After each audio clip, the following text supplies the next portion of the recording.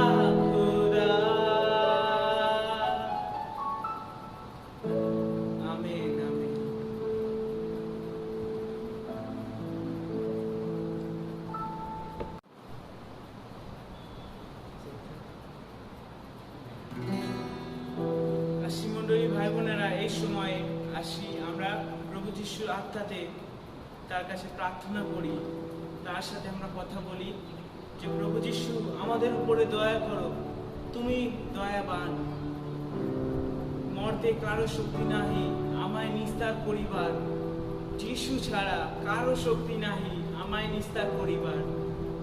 আসি আমরা তাকে এই সময় বলি, যিশু তোমায় ছাড়া কারোর শক্তি নেই আমাকে নিস্তার করিবার। আসি আমরা হৃদয়ে বলি, প্রার্থনায় বলি প্রভু যিশুর কাছে, হ্যাঁ প্রভু যিশু, তোমার মতন কেউ নেই এই পৃথিবীতে, কারোর শক্তি নেই যে শক্তি দিয়ে পাপের ক্ষমা পাওয়া যায়, পাপের থেকে নিস্তার পাওয়া যায়। শুধু তোমার কাছে সেই শক্তি আছে পাপের থেকে নিস্তার পাওয়ার। তুমি সেই শক্তিবান, তুমি সেই ঈশ্বর, তুমি আমাদের উপরে দয়া করো। ও হে যিশু দয়াবান।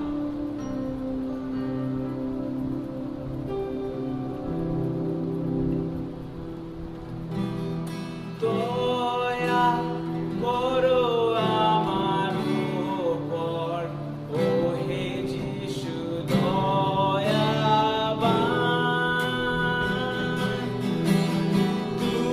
তুমি নরে নিস্তার কর্তা, তুমি সর্বশক্তিমান।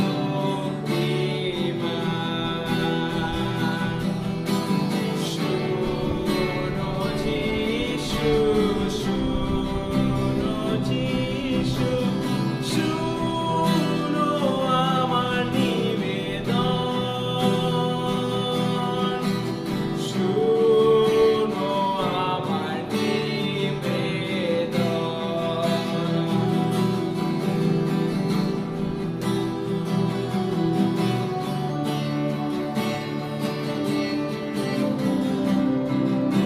আমি বড় অপরাধী, আমার পাপের বড় ভার।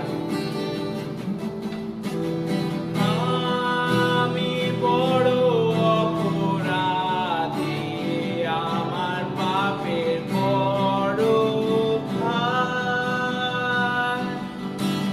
মরতে কারো শক্তি নাহি আমার নিস্তার করিবার।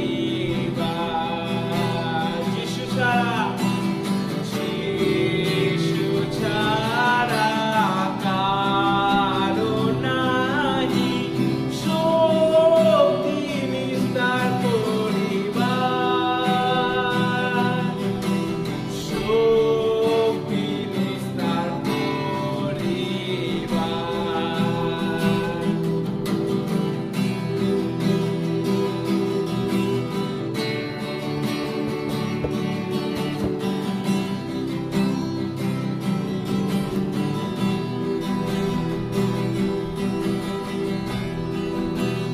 শুনিয়াছি মঙ্গলাখ্যান, শুনিয়াছি তোমার নাম, তুমি কত দুঃখ পাইয়া করিয়াছ পরিত্রাণ।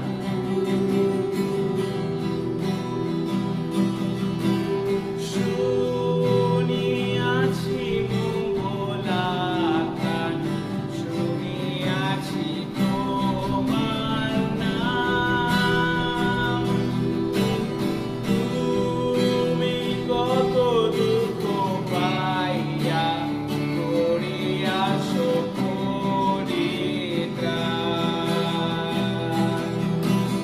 কিসে রক্ষা করুণাতে করিয়াছ জীবন দান, করিয়াছ জীবন দান।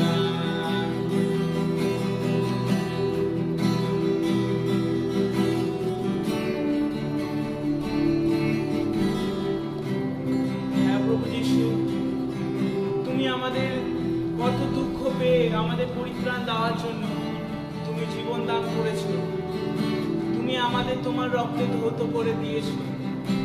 হ্যাঁ প্রভু যিশু, এখন আমরা মঙ্গল সংবাদ শুনি, সর্বসৃষ্টি আমরা রক্ষা পাবো। পাপী জন যখন খ্রিস্টের নামে ডাকে তখন সে রক্ষা পায়। তার বলবান শত্রুর হাত থেকে সদাপ্রভু তাকে রক্ষা করেন, সদাপ্রভু তাকে নিজের আশ্রয়ে নিয়ে নেন। তিনি তাকে নিজে দুর্গ হয়ে তাকে রক্ষা করেন। সেই সদা প্রভুর কাছে আসি আমরা বলি, এখন মঙ্গল সংবাদ শুনি, সর্বসৃষ্টি রক্ষা পায়।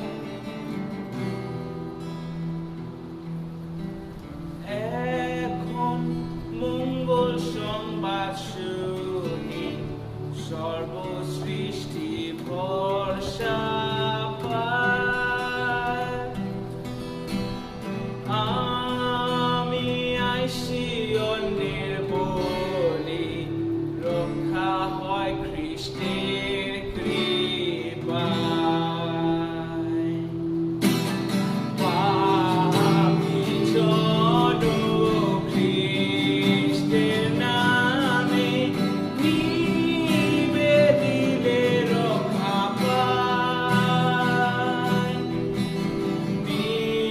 নিবেদিলে রক্ষা পায়। দয়া করো আমার উপর, ও হে যিশু দয়াবান। তুমি নরে নিস্তার কর্তা, তুমি সর্বশক্তিমান।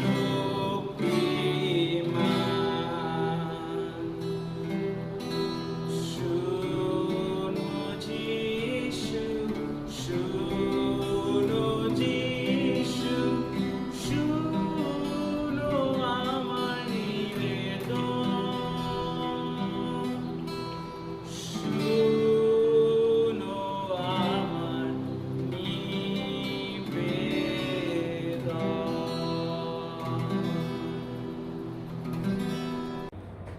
হালেলুয়া। সবাইকে জানাই জয় যিশু। আর প্রভু যিশুকে ধন্যবাদ দিই। আমরা জুলাই মাসের 19 তারিখ রবিবার সকালের উপাসনায় অংশগ্রহণ করছি তার অনুগ্রহে। সেজন্য প্রভু যিশুকে ধন্যবাদ জানাই। তিনি আমাদের সুরক্ষিত রেখেছেন করোনা ভাইরাসের হাত থেকে। তিনি আমাদের সুস্থ রেখেছেন অন্যান্য অসুখ বিসুখের হাত থেকে। সেই জন্য ধন্যবাদ জানাই প্রভু যিশুকে। মণ্ডলীর বিশ্বাসী ভাই বোন সবাইকে আপনাদের ধন্যবাদ জানাই। আপনারা উপস্থিত হয়েছেন রবিবারের সকালের উপাসনে অংশগ্রহণ করতে। আমরা বাড়িতে বসে করছি, তথাপি আমরা বিশ্বাস করি ঈশ্বরের উপস্থিতি আমাদের মাঝে আছে। আসি আমরা রবিবারে সকালে উপাসনা আমরা সবাই মিলে আরম্ভ করি, প্রার্থনা করি। পবিত্র পবিত্র বাহিনীগণের ঈশ্বর সদা প্রভু, আব্রাহাম, ইসাহাক, যাকবের ঈশ্বর, একমাত্র সত্য জীবন্ত পবিত্র ঈশ্বর, আমি তোমার পবিত্র নামে ধন্যবাদ, মহিমা, গৌরব তোমার প্রশংসা করি। তোমার সমস্ত অনুগ্রহ, দয়া, করুণা, প্রেম, ভালোবাসার জন্য ধন্যবাদ জানাই। তুমি আমাদের সুরক্ষিত রেখেছ করোনা ভাইরাসের হাত থেকে, অন্যান্য অসুখ বিসুখের হাত থেকেও তুমি আমাদের সুস্থ রেখেছ। সেজন্য তোমাকে ধন্যবাদ জানাই। রবিবারে সকালে উপাসনায় তুমি আমাদের অংশগ্রহণ করতে সাহায্য করছো। আমরা স্বীকার করি আমাদের সমস্ত ভুল ত্রুটি, অন্যায়, অপরাধ, পাপ যা তোমার বিরুদ্ধে করেছি, কথায়, কার্যে, বাক্যে, চিন্তায়, অনুতপ্ত হই, অনুশোচনা করি, ক্ষমা চাই। ক্ষমাকারী ঈশ্বর, তুমি আমাদের ক্ষমা করো, আমাদের তুমি সাহায্য করো যেন তোমার এই আরাধনা উপাসনায় আমরা পবিত্র আত্মায় পরিচালিত হয়ে করতে পারি। আমরা যেন আত্মা এবং সত্যে তোমার আরাধনা উপাসনায় অংশগ্রহণ করতে পারি, সেই সাহায্য তুমি আমাদের করো। প্রথম থেকে শেষ পর্যন্ত যেন আমরা পবিত্র আত্মা দ্বারাই পরিচালিত হই। উপাসনা চলাকালীন সে আশীর্বাদ তুমি আমাদের করো। আমরা কেউ যেন অন্যমনস্ক না হয়ে পড়ি, যেন তোমার উপস্থিতি আমাদের হৃদয়ে যেন আমরা সব অনুভব করতে পারি। তোমার রব যেন আমরা শুনতে পাই প্রভু গো, সে অনুগ্রহ তুমি আমাদের করো।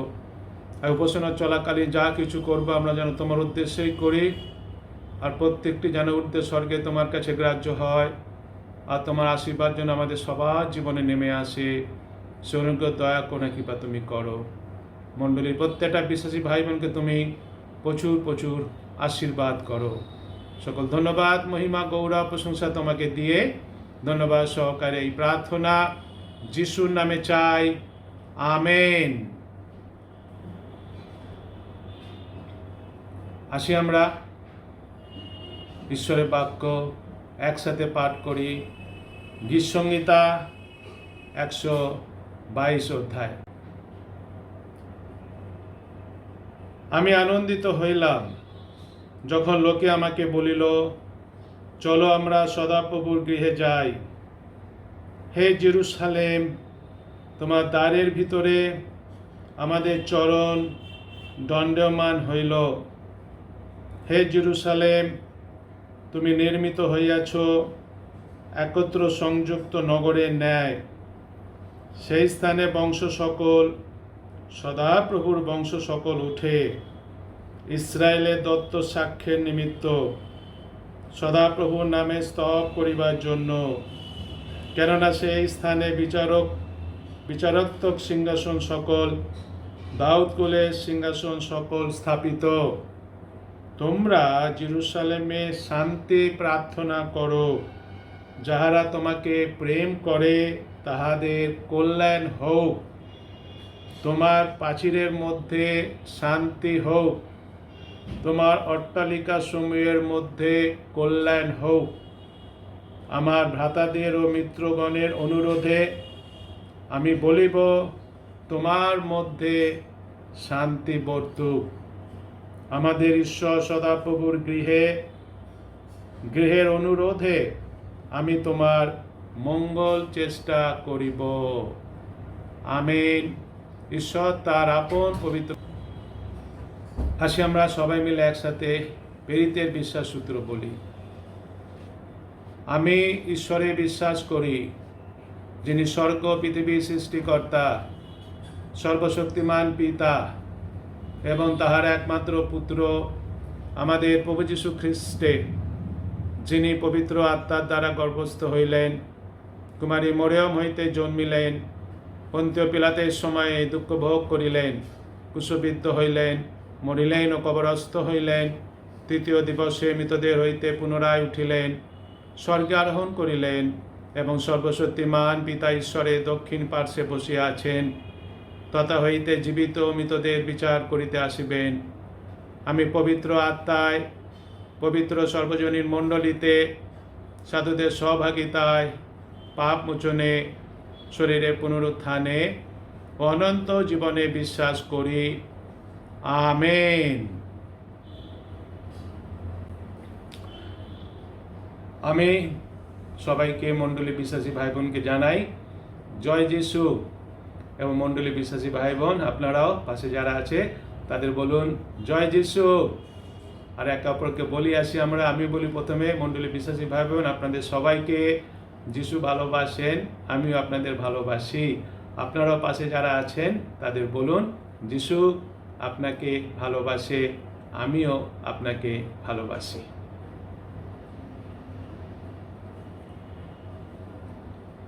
এখন আসি আমরা একটা বিশেষ গান সবাই মিলে গাই আমরা ঈশ্বরের উদ্দেশ্যে, তার গৌরব, তার মহিমা, তার প্রশংসা করার জন্য। ঈশ্বরকে ধন্যবাদ দিই যে তিনি আমাদের একটা সুযোগ দিয়েছেন। এখন আমরা তার আশীর্বাদ নিয়ে তার প্রশংসার্থে একটা গান করছি। আমার গামিষ্ট সারিগা জীবনদায়ী বাক্য, মায়ার শিখা জীবনদায়ী বাক্য, ঈশ্বরের শিখা বিশ্বাস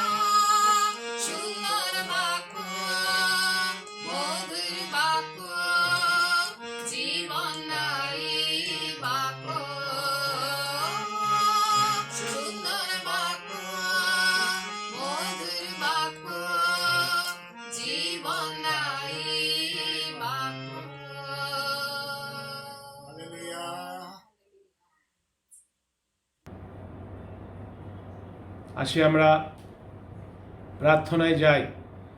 মণ্ডলী বিশ্বাসী ভাই বোন, প্রার্থনা আমাদের জীবনে খুবই দরকার, আমরা জানি। আসি আমরা মণ্ডলীগতভাবে আমরা প্রার্থনা করি, আমাদের মণ্ডলীর জন্য প্রার্থনা করি, মিশনের সব কার্যের জন্য প্রার্থনা করি, আমাদের দেশের জন্য, রাজ্যের জন্য আমরা প্রার্থনা করি, পৃথিবীর জন্য আমরা প্রার্থনা করি। যত বিশ্বাসীরা রয়েছেন পৃথিবীতে, যত মিশনারিরা রয়েছেন, পাদ্রীবাবুরা রয়েছেন, প্রচারকেরা রয়েছেন, তাদের সবার জন্য আমরা প্রার্থনা করি ঈশ্বরের কাছে। বিশেষ করে এই করোনা ভাইরাসটাকে নিয়ে আমরা প্রার্থনা করি। যারা সেই ভ্যাকসিন তৈরি করার কাজ করছেন, ঈশ্বর যেন তাদের জ্ঞান দেয়, বুদ্ধি দেয়, সেজন্য আমরা প্রার্থনা করি। অ্যান্টিভাইরাস যেন তৈরি হয় আমরা প্রার্থনা করি। যারা আক্রান্ত হয়ে আছেন তারা যেন যিশুর নামে সুস্থ হন আমরা প্রার্থনা করি। আর এই করোনা ভাইরাসটা খুব ছড়িয়ে যাচ্ছে, যেন ছড়িয়ে না পড়ে, যিশুর নামে যেন থেমে যায়, করোনা ভাইরাসের শক্তি যেন মরে যায়, সেজন্য আমরা প্রার্থনা করি। আমরা প্রার্থনা করব যারা আমাদের মণ্ডলীর ছেলেমেয়েরা যারা পাস করেছে মাধ্যমিক পরীক্ষায়, উচ্চ মাধ্যমিক পরীক্ষায়, ঈশ্বর যেন তাদের ভালো কলেজে ভর্তির ব্যবস্থা করে দেন, সেজন্য আমরা প্রার্থনা করব ঈশ্বরের কাছে। অনুরোধ জানাই প্রার্থনা করার জন্য দানিয়েল ভিক্টর, তারা বিদেশে রয়েছে, তাদের জন্য। দানিয়েল যেন সেখানে কোরিয়াতে ঈশ্বর ইচ্ছা অনুসারে থাকে, সেজন্য প্রার্থনা করব। গ্লোরিয়া ভিক্টরদের জন্য প্রার্থনা করি, তাদের আবার সেমিস্টার আরম্ভ হবে আগস্ট মাস থেকে। তারা যেন সুন্দরভাবে তাদের ক্লাসে অংশগ্রহণ করতে পারে, ঈশ্বর যেন তাদের সাহায্য করেন, সেজন্য আমরা প্রার্থনা করব। আর নিশ্চয়ই আমাদের মণ্ডলীতে যে সমস্ত অন্যান্য বিশ্বাসী ভাই বোনেরা আছেন, তাদের ছেলেমেয়েরা আছেন, পড়াশোনা করছেন, সবার জন্য আমরা প্রার্থনা করব।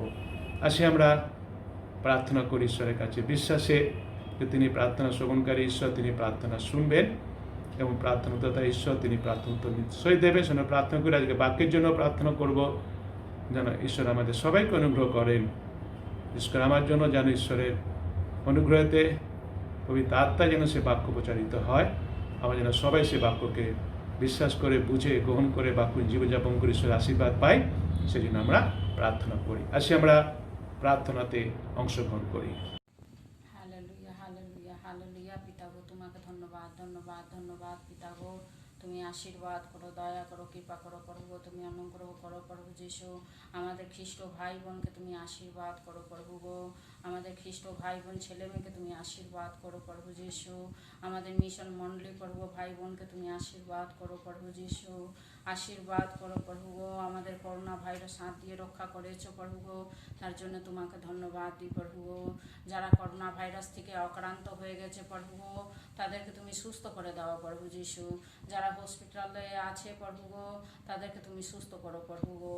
ডাক্তার, নার্স প্রভু গো, পুলিশ কর্মী প্রভু আমাদের জন্য অনেক পরিশ্রম করছে প্রভু গো, তাদেরকে তুমি সুস্থ ভালো রাখো প্রভু যিশু। ও প্রভু গো, প্রত্যেকটা প্রভু গো মিশনে মণ্ডলী প্রভু কার্যকে আশীর্বাদ করো, আমাদের হোস্টেলকে আশীর্বাদ করো, হোস্টেলের ছেলে মেয়েকে তুমি আশীর্বাদ করো প্রভু যিশু। আমাদের হসপিটালকে আশীর্বাদ করো, হসপিটালে প্রভু প্রত্যেকটা কার্যকে আশীর্বাদ করো প্রভু যিশু। ও প্রভু তুমি দেশ বিদেশে সব জায়গা প্রভু ও প্রভু করোনা ভাইরাস হয়ে গেছে প্রভু, দেশ বিদেশে প্রভু প্রত্যেকটা মানুষকে প্রভু তুমি আশীর্বাদ করো, দয়া করো, সুস্থ ভালো রাখো প্রভু যিশু। আর প্রভু করোনা ভাইরাসকে বাড়তে দিও না প্রভু গো, তুমি করোনা ভাইরাসকে তুমি ধ্বংস করে দাও প্রভু যিশু, ধ্বংস করে দাও পিতা গো। ও প্রভু যিশুর নামে করোনা ভাইরাস দূর হয়ে যায়। ও প্রভু যিশু তুমি দয়া করো, কৃপা করো, অনুগ্রহ করো যিশু। আমাদের প্রত্যেকটা প্রভু সেই টিচারদের আশীর্বাদ করো প্রভু গো, স্টুডেন্টদের আশীর্বাদ করো প্রভু যিশু। ও প্রভু তুমি দয়া করো প্রভু গো, আমাদের প্রভু সেই দাদা বৌদিকে তুমি আশীর্বাদ করো প্রভু গো। দাদা বৌদি অনেক পরিশ্রম করছে প্রভু আমাদের জন্য প্রভু গো, আমাদের শিক্ষা দেওয়ার জন্য প্রভু গো পরিশ্রম করছে প্রভু গো, তার জন্য তোমাকে ধন্যবাদ দিই প্রভু গো। ও প্রভু আমরা প্রত্যেক জন প্রভু প্রত্যেক দিন প্রভু বাইবেল পড়তে পারি প্রভু যিশু। ও প্রভু গো সব কিছু বিনষ্ট হয়ে যাবে, তোমার বাক্য কোনোদিন বিনষ্ট হইবে না প্রভু গো, তার জন্য তোমাকে ধন্যবাদ দিই প্রভু গো, ধন্যবাদ দিই প্রভু গো। ও প্রভু যিশু তুমি আশীর্বাদ করো, দয়া করো প্রভু, অনুগ্রহ করো যিশু। দানিয়েল ভিক্টর গ্লোরিয়াকে আশীর্বাদ। হালেলুয়া, ঈশ্বরকে ধন্যবাদ দিই। আমরা এতক্ষণ ধরে যে বিষয়গুলো করেছি ঈশ্বরের উদ্দেশ্যেই করেছি। আমরা বিশ্বাস করি আমাদের সেই বিশেষ গান, আমাদের সেই প্রার্থনা সব ঈশ্বরের কাছে উদ্দেগ্রাহ্য হয়েছে। ঈশ্বর শুনেছেন আমাদের প্রার্থনা এবং তিনি প্রার্থনার উত্তরও দিয়েছেন আমরা বিশ্বাস করি। সেজন্য ঈশ্বরকে আমরা ধন্যবাদ জানাই। আসি আমরা আজকের দিনে ঈশ্বরের বাক্য আমরা পাঠ করি সবাই মিলে, যেটা না হয়েছে গালাতীয় পুস্তক তার 6 অধ্যায় আমরা পাঠ করব 7 পদ থেকে 9 পদ পর্যন্ত। আসি আমরা পাঠ করি। ঈশ্বরের বাক্যে এইভাবে লেখা আছে, তোমরা ভ্রান্ত হইও না, ঈশ্বরকে পরিহাস করা যায় না। কেননা মনুষ্য যাহা কিছু বুনে তাহাই কাটিবে। ফলত আপন মাংসের উদ্দেশ্যে যে বনে সে মাংস হইতে ক্ষয়রূপ শস্য পাইবে, কিন্তু আত্মার উদ্দেশ্যে যে বনে সে আত্মা হইতে অনন্ত জীবনরূপ শস্য পাইবে। আর আইসো আমরা সৎকর্ম করিতে করিতে নিরুৎসাহ না হই, কেননা ক্লান্ত না হইলে যথাসময়ে শস্য পাইবে। ইহা ঈশ্বরের বাক্য। ঈশ্বর তার আপন বাক্যে আশীর্বাদ করুন। Amen, amen. আসি প্রার্থনা করি। প্রভু যীশু, তোমার ধন্যবাদ, মহিমা, গৌরব, প্রশংসা করি। পবিত্র শাস্ত্র বাইবেল থেকে তোমার বাক্য আমরা পাঠের মাধ্যমে শ্রবণ করে আশীর্বাদ পেয়েছি। এই বাক্যের অর্থ বুঝতে সাহায্য করো। তুমি আমাকে অনুগ্রহ করো, তোমার হাত আমার মুখে স্পর্শ করো। পবিত্র আত্মার মাধ্যমে তোমার এই বাক্যের ব্যাখ্যা আমাকে দিয়ে করিয়ে নাও। আমি এবং যারা শুনবে, যারা শুনছে, সবাই যেন প্রভু যীশু তোমার এই বাক্যের অর্থ যেন আমরা বুঝতে পারি, বাক্যকে যেন আমরা বিশ্বাস করতে পারি। আর বাক্য আমাদের যেভাবে জীবনযাপন করতে বলবে, তুমি আমাদের সাথে কথা বলবে আজকে বাক্যের মাধ্যমে আমরা বিশ্বাস করি, যেন সেইভাবে আমরা জীবনযাপন করতে পারি, সেই সাহায্য তুমি আমাদের করো। ধন্যবাদ সহকারে এই প্রার্থনা যিশুর নামে চাই, আমেন। হালেলুয়া। একটিবার প্রভু যিশুকে ধন্যবাদ দিই, আপনাদের সবাইকে ধন্যবাদ দিই যারা আপনারা অংশগ্রহণ করছেন এই উপাসনাতে। ঈশ্বর আমাদের সবাইকে আশীর্বাদ করুন। আমরা আজকে পাঠ করলাম ঈশ্বরের বাক্য, যেটা আমরা পাঠ করেছি গালাতীয় পুস্তক। আমরা দেখলাম তার 6 অধ্যায় 7, 8, 9 পদ আমরা পাঠ করেছি।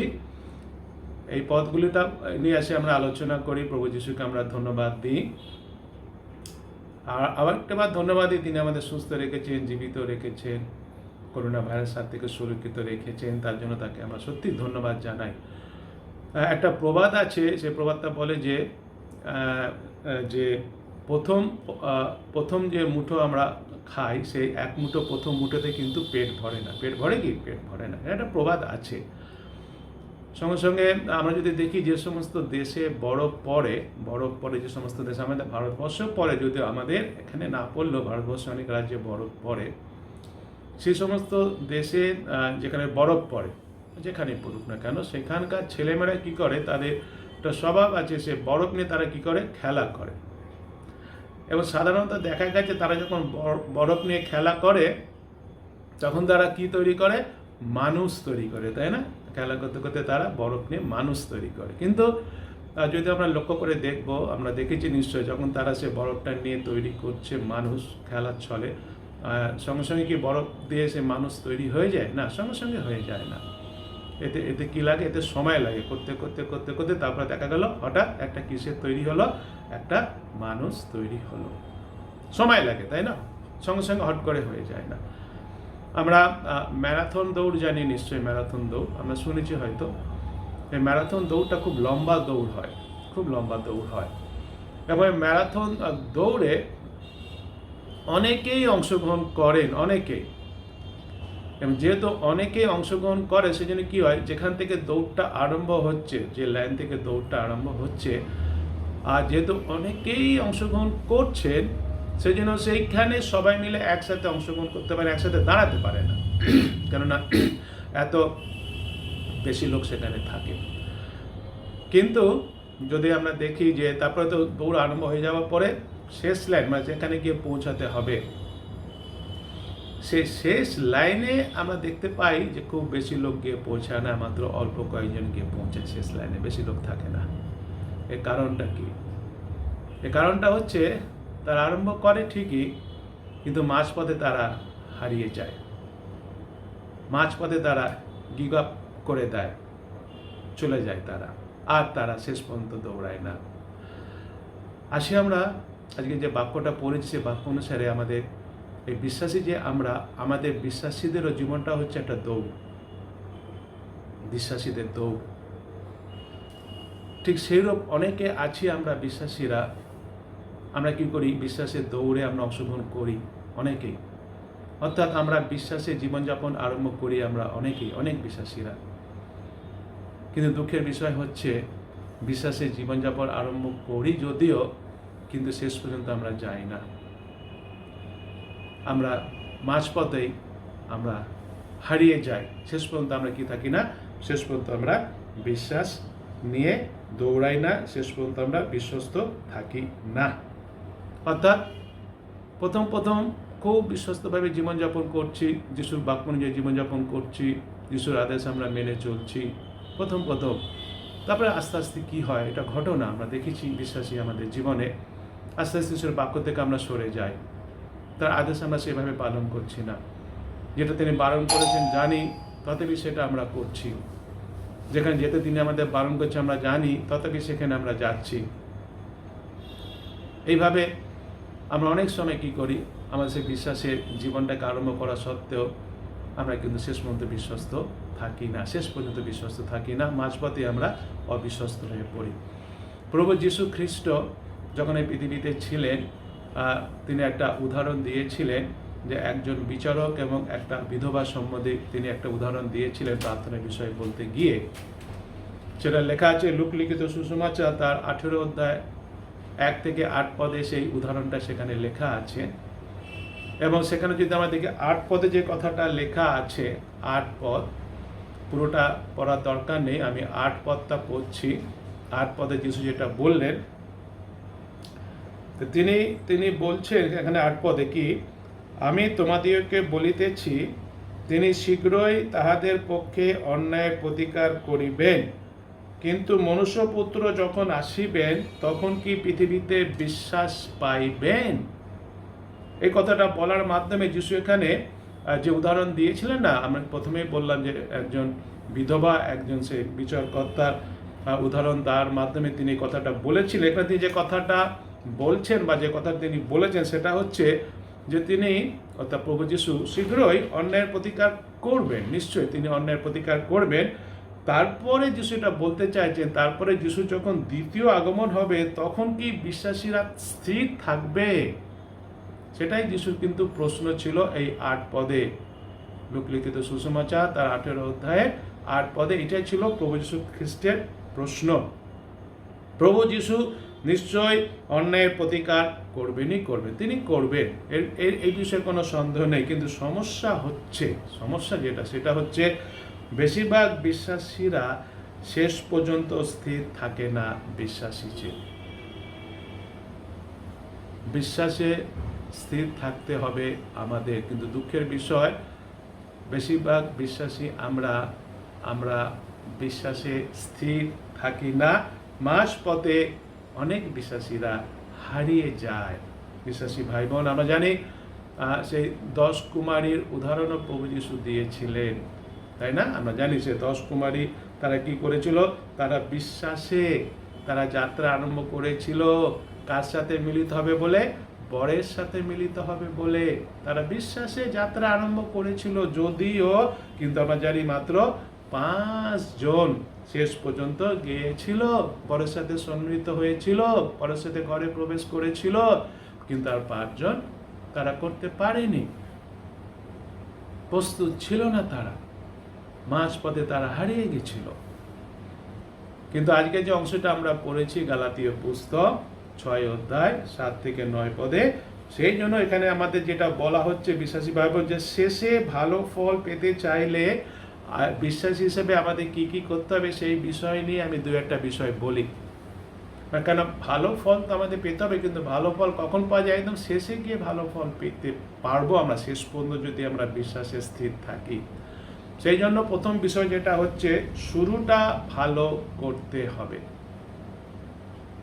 শেষ ফল ভালো পাওয়ার জন্য প্রথম যে বিষয়টা হচ্ছে আমাকে শুরুটা কি করতে হবে, শুরুটা ভালো করতে হবে। আজকে যে বাক্য আমরা পড়েছি সেই বাক্যে আমরা সেই শিক্ষাটাই পাচ্ছি। কি শিক্ষা পাচ্ছি, যে প্রথমেই কি বুনবো সেটাকে ভালো করে পছন্দ করতে হবে। কি বুনবো সেটাকে ভালো করে পছন্দ করতে হবে, সঠিক বিষয়টাকেই গ্রহণ করতে হবে। সঠিক বিষয় যেটা সেটাকে গ্রহণ করতে হবে প্রথমেই। কেননা আমরা প্রথমে মনে রাখি এই জন্যই, কারণ যা বুনবো আমরা ঠিক সেটাই শেষে আমরা কি করব, কাটবো। আজকের বাক্যে আমরা সেটা দেখতে পাচ্ছি। আর সেই জন্য অতি অবশ্যই বোনার আগে বা কোনো কিছু করার আগে আমাদের অতি অবশ্যই ভালো করে ভেবে চিনতে প্রার্থনা করে, অনেক সময় আমরা কি করি, হট করে কাজ আরম্ভ করে দিলাম, কোনো চিন্তা করলাম না, প্রার্থনা করলাম না, প্রভুকে জিজ্ঞাসা করলাম না তার কি ইচ্ছা, নিজের ইচ্ছা মতো আমরা কি করে দিই, অনেক সময় কাজ আরম্ভ করে দিই। সেটা করলে হবে না। যে প্রথম আরম্ভটা খুব গুরুত্বপূর্ণ বিষয়। সেজন্য আমি কি করতে হবে, খুব ভালো করে চিন্তা করতে হবে, ভাবতে হবে এবং সেটাকে নিয়ে প্রার্থনা করতে হবে প্রভুর কাছে, যিশুর কাছে সেটাকে নিয়ে প্রার্থনা করতে হবে। তার ইচ্ছাটাকে জানতে হবে, ঈশ্বর ইচ্ছাকে আমাকে জানতে হবে, জেনে কি করতে হবে, বুনতে হবে, কিংবা যে কাজ করতে যাচ্ছি সে কাজ করতে হবে। এই বিষয়ে আমাদের খুব সতর্কতা অবলম্বন করতে হবে বিশ্বাসী ভাই বোন। কেননা আমাদের জীবনে মনে রাখতে হবে ঈশ্বরের ইচ্ছাই যেন পূর্ণ হয়। ঈশ্বরের ইচ্ছে আমাদের জীবনে মঙ্গলের ইচ্ছা, মঙ্গলের পরিকল্পনা, কিন্তু সেটার জন্য আমাদের কি করতে হবে, কাজ আমাদের করতে হবে নিশ্চয়ই, পরিকল্পনা আমাদের করতে হবে নিশ্চয়ই। পরিকল্পনা করব আমরা, কিন্তু মনে রাখতে হবে সেটাকে ভালো করে চিন্তা করব, ভালো করে আমরা প্রোগ্রাম তৈরি করব, তারপর সেটা কি করব, প্রার্থনা করব ঈশ্বরের কাছে, বিষয় হিসেবে আমরা জানবো, জেনে তারপরে কি করব, কাজ আরম্ভ করব, জীবনযাপন করব। এই যে জীবনযাপন করছি আমরা কার ইচ্ছা অনুসারে, ঈশ্বরের ইচ্ছা অনুসারে আমাকে করতে হবে। তার জন্য কী করতে হবে, প্রার্থনা করতে হবে। হয়তো আমরা নিজেরা নিজেদের জীবনের প্রত্যেকের কিছু না কিছু অ্যাম্বিশন আছে, এটা করতে চাই, ওটা করতে চাই, ভালো থাকা ভালো, কিন্তু তার জন্য কী করতে হবে, প্রার্থনা করতে হবে। প্রার্থনা করে ঈশ্বরের ইচ্ছাটাকে জেনে আমাদের কী করতে হবে, সেইভাবেই কার্য করতে হবে, সেভাবেই জীবনযাপন করতে হবে। কারণ আগে আমি বলেছি যে মনে রাখতে হবে আজকের আমি যেটা বলছি বা যে কাজটা করছি বা যেভাবে জীবনযাপন করতে আরম্ভ করেছি তার ফল কিন্তু আমাকে শেষে পেতে হবে। সেই জন্য এই যে শুরুটাই খুবই গুরুত্বপূর্ণ বিষয় বিশ্বাসী ভাই বোন। আমরা যে অংশটা পড়েছি আজকে গালাতীয় পুস্তক 6 অধ্যায় 7 এবং 8 পদ 9 পদ পড়েছি। 8 পদে যদি প্রথম ভাগে আমরা দেখি, প্রথম ভাগটা যে কথাটা লেখা আছে, কি কথা লেখা আছে আমি পড়ছি 8 পদ, তার প্রথম অংশটা, ফলত আপন মাংসের উদ্দেশ্যে যে বনে সে মাংস হইতে ক্ষয়রূপ শস্য পাইবে।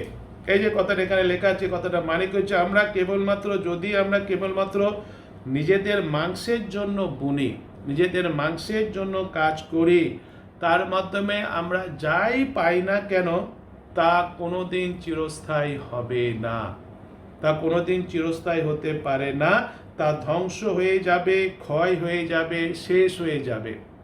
যদি আমরা কি করি, নিজেদের মাংসের উদ্দেশ্যে জীবনযাপন করি, যদি আমাদের মাংসের উদ্দেশ্যে কার্য করি, সেটা কোনোদিন চিরস্থায়ী হয় না।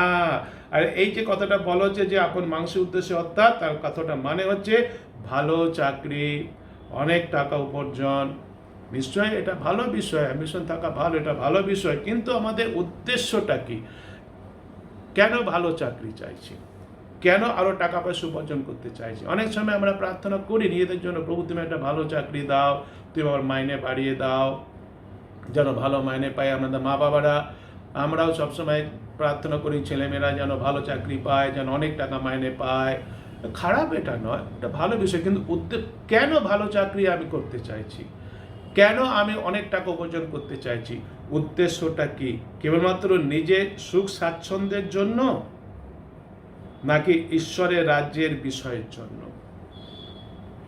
কিন্তু যারা মাংসে যারা চলে তারা এগুলো করতে চায়, কারণটা কি? তারা করতে চায় নিজের স্বার্থের জন্য, ঈশ্বরের রাজ্যের জন্য না। এটাকে আমাকে ভালো করে বুঝতে পারছি, এখানে বলছে যে মাংসের উদ্দেশ্যে যে বনে সে মাংস হইতে ক্ষয়রূপ শস্য পাইবে।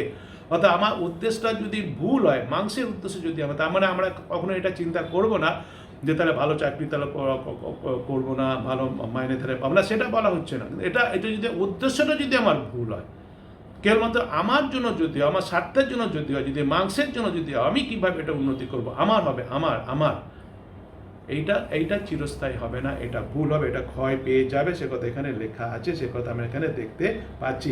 আর যদি আমরা দেখি যে 8 পদে তার দ্বিতীয় ভাগ, তার শেষ ভাগ যে কথাটা লেখা আছে, সেখানে কি বলছে, কিন্তু আত্মার উদ্দেশ্যে যে বনে, সে আত্মা হইতে অনন্ত জীবন রূপ শস্য পাইবে। একটা দেখলাম মাংসে, সেটা বলছে ক্ষয়রূপ শস্য পাইবে, আর আত্মার বিষয়টা আমরা দেখছি সে অনন্ত জীবনরূপ শস্য পাইবে।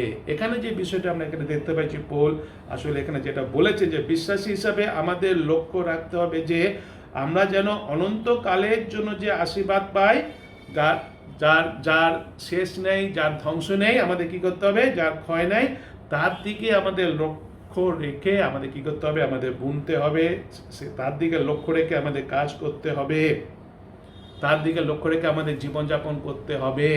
আমাদের এই কথাটা মনে রাখতে হবে, যেটা হচ্ছে যে আশীর্বাদটা পাবো আমরা, সেই আশীর্বাদটা ক্ষণিকের জন্য আশীর্বাদ নয়, সেই আশীর্বাদটা কিরকম আশীর্বাদ, অনন্তকালীন আশীর্বাদ পাবো আমরা।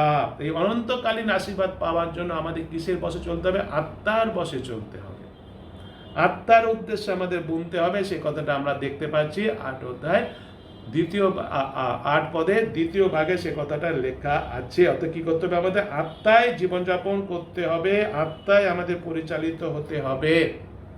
আমরা পবিত্র আত্মা পেয়েছি, প্রভু যিশুকে বিশ্বাস করার মাধ্যমে পবিত্র আত্মা আমাদের হৃদয় এসেছে আমাদের সত্যে পরিচালনা করার জন্য। সেই সত্যটা হচ্ছে প্রভু যিশু। অর্থাৎ কি করতে হবে, আমাদের যিশুর সাথে সত্য পথে জীবনযাপন করতে হবে। হ্যাঁ, যিশুর পথে, সত্য পথে আমাদের জীবনযাপন করতে হবে। সততা, বিশ্বস্ততা, পবিত্রতা আমাদের মধ্যে থাকতে হবে। যে জগতের মধ্যে আমরা বাস করছি, জগৎ আমরা দেখি অরাজকতায় ভরে গেছে, সত্যি করে কমিশনে ভরে গেছে, কারাপশনে ভরে গেছে, ঘুষ নেওয়াতে ভরে গেছে, আরো টাকা, আরো চাই। এগুলো সব মাংসের উদ্দেশ্যে, এগুলো কোনোদিন চিরস্থায়ী হবে না, এগুলো ক্ষয় পেয়ে যাবে। কিন্তু আসি আমরা জীবনযাপন করি, আত্মার উদ্দেশ্যে আমরা জীবনযাপন করি, আত্মার উদ্দেশ্যে আমরা বপন করি। আসি আমরা সত্য পথে জীবনযাপন করি, যিশুর পথে জীবনযাপন করি, ন্যায়ের পথে জীবনযাপন করি, সততার পথে জীবনযাপন করি। কিন্তু আমরা মনে রাখি, যখন আমরা এইরূপ জীবনযাপন করব, যেভাবে জীবনযাপন করতে বলা হচ্ছে, যিশুর পথটা, যে পথে আমরা সত্য পথে জীবনযাপন করব, ন্যায়ের পথে জীবনযাপন করব, বিশ্বস্ততার পথে জীবনযাপন করব, পবিত্রতার পথে জীবনযাপন করবো, এটা যিশুর পথ। এবং পবিত্র আত্মা আমরা সেই পথে পরিচালনা করবে বিশ্বাসী হিসাবে। যদি আমরা সেই পথে জীবনযাপন করি, কিন্তু আমাদের মনে রাখতে হবে যে বিশ্বাসী হিসাবে আমাদের জীবনে কি আসবে, ক্লেশ আসবে। আমাদের জীবনে এইভাবে জীবনযাপন যখন করবো, আমরা বিশ্বাস হিসেবে করতে হবে, তখন কিন্তু আমাদের জীবনে ক্লেশ আসবে। 2 কোরিন্থীয় তার 4 অধ্যায় 17 পদে বলছে, 2 কোরিন্থীয় 4 অধ্যায় 17 পদ, বস্তুত আপাতত আমাদের যে লঘুতর ক্লেশ হইয়া থাকে, তা উত্তর অনুপম রূপে আমাদের জন্য অনন্তকাল স্থায়ী গুরুতর প্রতাপ সাধন করিতেছে। এই যে বিশ্বাসী হিসাবে যদি আমরা সেইভাবে জীবনযাপন করি, আত্মার উদ্দেশ্যে যদি আমরা জীবনযাপন করি, আমরা সেইভাবে জীবনযাপন করি, তাহলে কি হবে, ক্লেশ আমাদের জীবনে আসবে। এই ক্লেশটা কি করে, ক্লেশ যেন আমাদের বিশ্বাসকে কমিয়ে না দেয়, বা আমাদের আশা প্রত্যাশা ভঙ্গ যেন না করে। যেন যখন আমাদের জীবনে ক্লেশ আসে, অনেক সময় কি হয় না, আমাদের আশা প্রত্যাশা আমাদের অনেক সময় হারিয়ে ফেলি আমরা। ওই যে মাঝপথে ম্যারাথন দৌড় আরম্ভ করে, মাঝপথে তারা আর শেষ পর্যন্ত করে না। ক্লেশ কি করে, আমাদের অনেক সময় এরকম আমাদের জীবনে ঘটনা ঘটায়।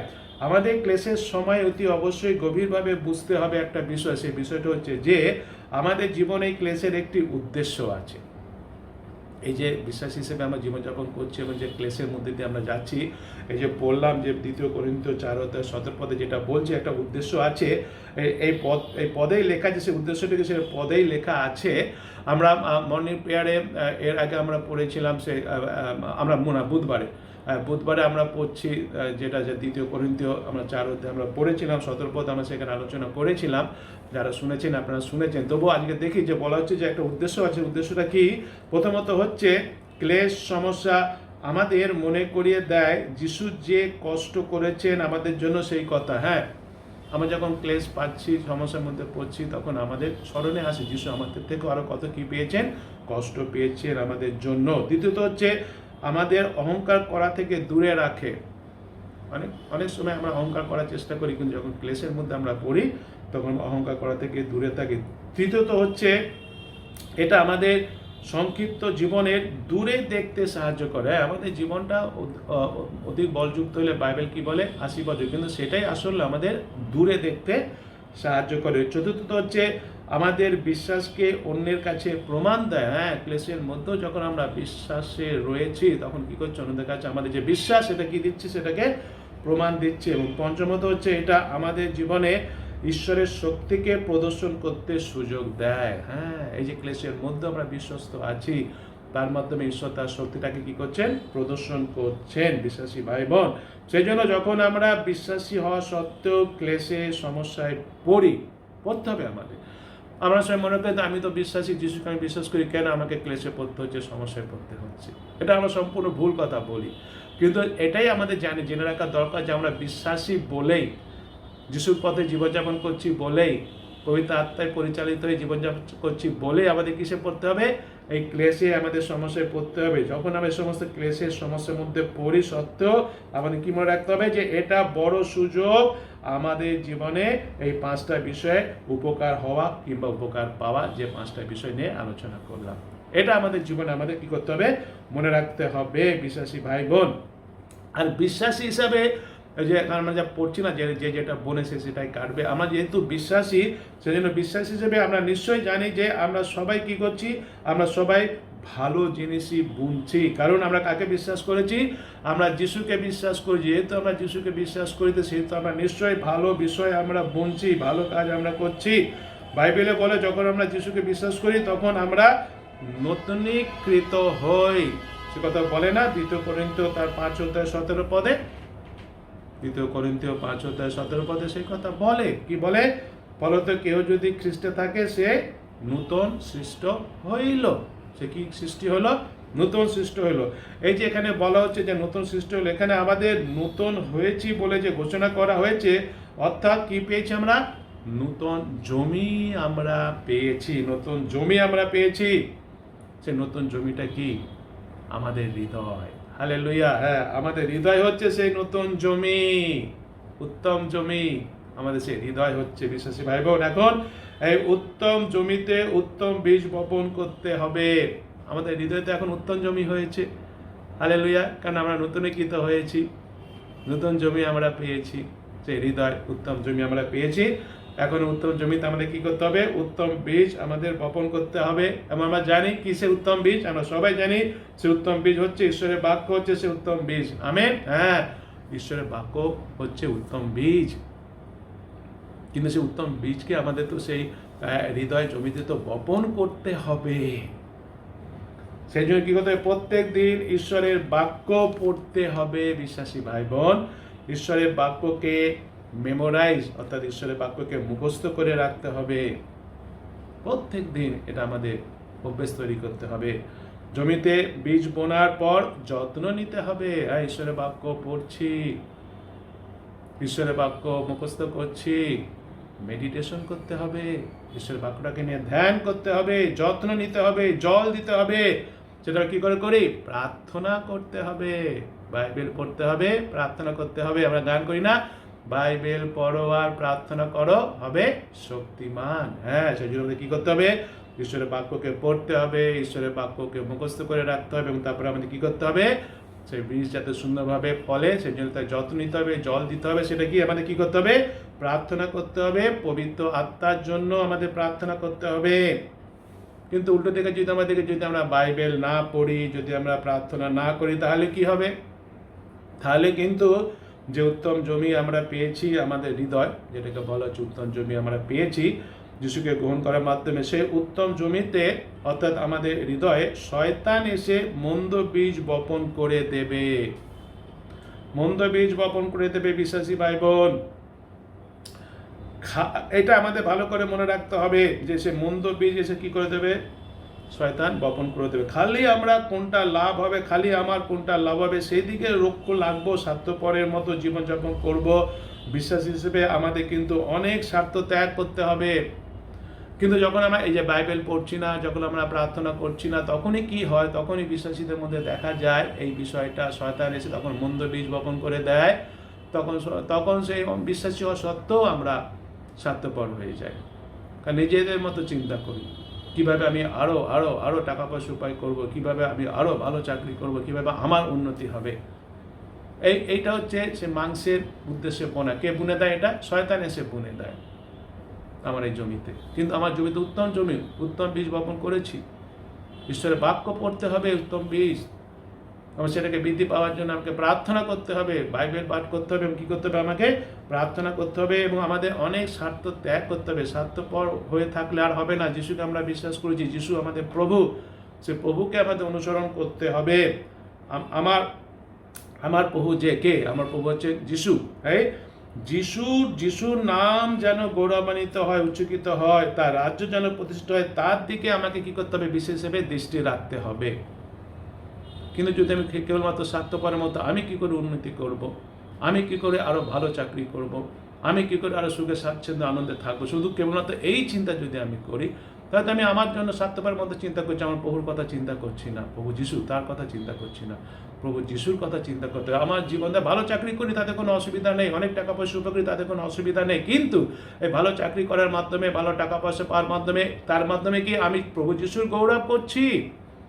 তার মাধ্যমে কি আমি প্রভু যিশুর রাজ্য প্রতিষ্ঠা করছি, যিনি আমার প্রভু? সেটা হচ্ছে আসল বিষয়। ভালো চাকরি পাওয়া, ভালো টাকা মাইনে পাওয়া, সেটা সম্বন্ধে বলা হচ্ছে না এখানে। উদ্দেশ্যটা সম্বন্ধে এখানে বলা হচ্ছে।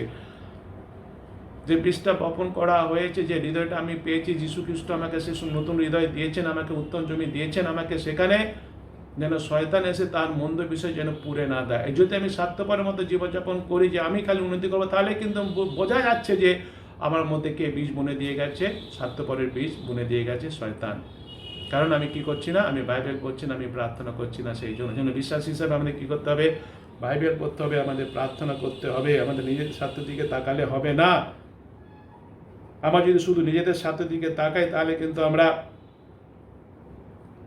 অনন্তকাল স্থায়ী যে আশীর্বাদ ঈশ্বরের কাছ থেকে পাওয়া যায়, সেই আশীর্বাদ থেকে আমরা বঞ্চিত হব। কিন্তু যদি আমরা সত্যি করে সে উত্তম বীজ, উত্তম জমিতে বুনছি, প্রতিদিন বাক্য পাঠ করছি, প্রার্থনা করছি, এবং তার মাধ্যমে যে জীবনযাপন করছি, সেই জীবনযাপন করছি উদ্দেশ্য একটাই নিয়ে, আমার প্রভু যিশুকে গৌরবান্বিত করার জন্য, তার রাজ্য প্রতিষ্ঠা করার জন্য। তার মাধ্যমে আমরা কি পাবো? প্রভু যিশু খ্রিস্টের কাছ থেকে আমরা আশীর্বাদ পাবো। আর তা কিরম ধরনের আশীর্বাদ হবে? তা অনন্তকাল স্থায়ী আশীর্বাদ আমরা পাবো। Amen, amen, hallelujah. আমেরিকাতে একজন বিধবা মা ছিলেন। বিধবা মা, তার একটি ছেলে ছিল, তার ছেলেটার নাম ছিল ফনেগি। আর যেহেতু ইনি মা বিধবা ছিলেন, সেই জন্য অভাব ছিল, কষ্টের জীবন ছিল, যেন মা ছেলেকে বেশি দূর পড়াশোনা শেখাতে পারেননি। সেজন্য ছেলেকে কি করতে হয়েছিল? কাজে অংশগ্রহণ করতে হয়েছিল, পড়াশোনা ছেড়ে দিয়ে। এবং তিনি কাজে অংশগ্রহণ করেছিলেন একটা কোম্পানিতে, যে কোম্পানিতে লোহার কাজ হয়, সেই লোহার কোম্পানি তিনি কি করেছিলেন? কাজে অংশগ্রহণ তিনি করেছিলেন। এবং এই ফনেগি যার কথা বলা হচ্ছে, তিনি ছিলেন এরকমই যে তিনি কি করতেন? তিনি আসতেন, কাজ করতেন, বিশ্বস্তভাবে তিনি কাজ করতেন। এবং বিশ্বস্তভাবে কাজ করার পরে তিনি কি করতেন? কাজের যখন সময় হয়ে গেছে, সবাই চলে যাচ্ছে, তথাপি তিনি তথাপি তিনি কাজ করতেন। সেই লোহার কাজ তো, তেল ফেল দিয়ে ভালো করে পরিষ্কার করতেন, মাঝামাঝি করতেন, পরিষ্কার পরিচ্ছন্ন করতেন, অনেকক্ষণ ধরে তিনি কাজ করতেন। মানে কাজের সময় পেরিয়ে গেছে, তবুও তিনি থেকে সেই কাজটা করতেন। তার জন্য কি হয়েছিল? তার যা সহকর্মীরা ছিল, সেই জন্য সে অন্য সহকর্মীরা কি করতো? সেই ফনেগিকে তাকে নানারকমভাবে টিটকারি তাকে করেছিল। কিন্তু সেই ফনেগি তাদের কথায় কোনো কর্ণপাত করেনি, তাদের কথায় গুরুত্ব দেয়নি। সে সেভাবে কাজ করেছিল। তাই নয়, এই ফনেগি তিনি কি করতেন? সবার আগে তিনি কাজে আসতেন। যেরকম সবার আগে তিনি কাজে আসতেন, বিশ্বস্তভাবে কাজ করতেন, আবার সবাই চলে গেছে, তারপর তিনি কী করতেন? তারপরও তিনি আরও অনেকক্ষণ ধরে কাজ করতেন। এই যে ফনেগি এভাবে কাজ করছে, এটা কিন্তু তার মালিক লক্ষ্য করেছিল। অন্যদের লক্ষ্য করেছে মালিক, অন্যরা কিভাবে কাজ করতে সে ফাঁকি মারছে, দেরি করে আসছে, তাড়াতাড়ি চলে যাচ্ছে, কিন্তু ফোনে গিয়ে অনেক আগে আসছে, বিশ্বস্তভাবে কাজ করছে, কাজ সময় শেষ হয়ে যায় তবুও আরও কিছুক্ষণ থাকছে, কিছুক্ষণ থেকে আরও ভালোভাবে পরিষ্কার টরিষ্কার করছে, এগুলো তার মালিক দেখেছিল, লক্ষ্য রেখেছিল। এবং যখন সে মালিক বৃদ্ধ হয়ে গেল তখন সে মালিক কী করলো, এই ফোনে গিয়ে সেই কোম্পানির মালিক করে দিল। এখন এখানে আসে আমরা বিশ্বাসী ভাই বোনকে চিন্তা করি, এই যে ফোনে গিয়ে যে মালিক হলো কারণটা কি? কারণ সে কী ছিল? সে বিশ্বস্ত ছিল, সে বিশ্বস্তভাবে কাজ করেছিল, পরিশ্রম সহকারে সে কাজ করেছিল। সে যদি অন্য সহকর্মীদের মতো সে অবিশ্বস্ত হতো, কাজে ফাঁকি মারত, ওরা টিটকারি দিচ্ছে বলে ওদের কথা নিয়ে ওদের দলে চলে যেত, কাজকর্ম ঠিক মতো না করে চলে যেত, সে কি সে মালিক হতে পারত? মালিক হলো এই জন্য কারণ সে পরিশ্রম করে কাজ করেছিল, বিশ্বস্তভাবে সে কাজ করেছিল। সে কোম্পানির মালিক সেটা দেখেছে। আমরা জানি আমরা যে পৃথিবীতে জীবনযাপন করছি বিশ্বাসী হিসাবে, আমাদেরও দেখছেন, আমাদেরও মালিক আছেন, আমাদেরও প্রভু আছেন, আমাদের প্রভু যিশু, তিনি আমাদেরও কী করছেন? আমাদেরও তিনি লক্ষ্য করছেন, আমাদের দিকে তিনি দেখছেন আমরা কে কীভাবে জীবনযাপন করছি, কোন উদ্দেশ্যে জীবনযাপন করছি, মাংসের উদ্দেশ্যে বুনছি না আত্মার উদ্দেশ্যে বুনছি, তিনি দেখছেন। আসি আমরা শুরুটা আরম্ভ করি খুব সুন্দরভাবে প্রার্থনাপূর্বক। এবং দ্বিতীয়ত হচ্ছে যে শেষ পর্যন্ত যেতে হবে। শুরু তো করলাম, এবার আমাকে শেষ পর্যন্ত যেতে হবে, গিভ আপ করলে হবে না। ভালো ফল কখন পাওয়া যায়? শেষে তো ভালো ফল পাওয়া যায়। তাহলে আমাকে কী করতে হবে? শেষে যখন ভালো ফল পায় আমাকে শেষ পর্যন্ত যেতে হবে। বিশ্বাসী ভাই বোনের কথা আমাদের মনে রাখতে হবে। এবং সেই জন্যই 9 পদটা যদি আমরা দেখি, আজকে যে বাক্য আমরা পড়েছি সেই 9 পদে সেই কথা বলছে, তাই না? 9 পদে আমরা কি দেখতে পাই? 9 পদে কি কথা বলছে?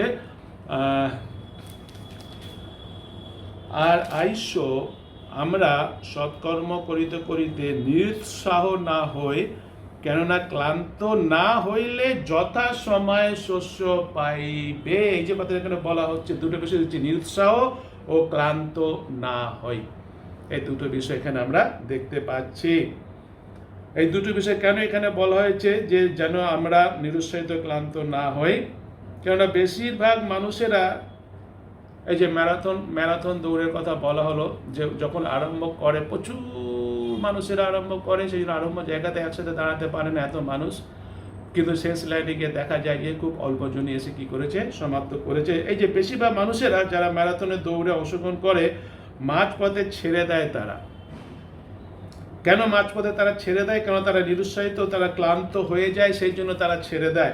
এখন প্রশ্ন, কেন এইরূপ হয়? কেন তারা নিরুৎসাহিত হয়? কেন তারা ক্লান্ত হয়? কেন তাদের মাঝপথে ছেড়ে দিতে হয়? তার কারণটা হচ্ছে কেননা তাদের জীবনে কি নেই? তাদের জীবনে প্র্যাকটিস নেই, অনুশীলন তাদের জীবনে নেই। তাদের জীবনে প্র্যাকটিস থাকে না, তাদের জীবনে অনুশীলন থাকে না। তারা মনে করে শেষে এসে বাজিমাত করে দেব, কিন্তু বাস্তবে এটা কোনো দিন হয় না। তারা মনে হয় যে ঠিক আছে, কোনো ব্যাপার না, আমি ঠিক বাজিমাত করে দেবো শেষে গিয়ে, আমি পারবো, কোনো না। কিন্তু এটা কখনো হতে পারে না। প্র্যাকটিসের দরকার আছে, অনুশীলনের দরকার আছে। বিশেষ ভাইবান যদি আমরা দেখি যাকবের পুস্তক 1 অধ্যায় তার 3 এবং 4 পদ, যাকবের পুস্তক 1 অধ্যায় 3 এবং 4 পদে বলছে কি কথা? জানিও তোমাদের বিশ্বাসের পরীক্ষা সিদ্ধতা ধৈর্য সাধন করে, আর সেই ধৈর্য সিদ্ধ কার্য বিশিষ্ট হোক, যেন তোমরা সিদ্ধ ও সম্পূর্ণ হও, কোনো বিষয়ে তোমাদের অভাব না থাকে।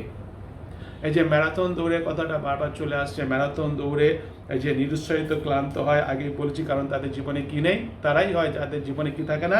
প্র্যাকটিস তারা করে না। সেই জন্য কেন তারা প্র্যাকটিস করে না? প্র্যাকটিস করে কিন্তু খুব কষ্টকর। প্র্যাকটিস করাটাও খুব কষ্টকর।